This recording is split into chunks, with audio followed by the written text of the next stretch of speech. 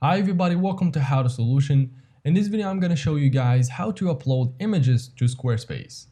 So in order for you guys to add your own images on Squarespace, you just need to open up your Squarespace home menu first and then choose the page where you guys want to add the images to. I'm going to choose this one for example, and then it will take you guys to this page. So from over here, click on Edit. So if you want to add an image in this section, for example, all you need to do is to click on this plus icon from over here. And then in this section, select Image. And as you can see, you can add your own image easily from over here. So just tap on Add Image and then tap on Upload File. So now you can choose the image you want to add. I'm going to choose this one for the sake of this video. And as you guys can see, the image has been added to your Squarespace. And after you guys finish, make sure to tap on Done and click on Save in the top left corner.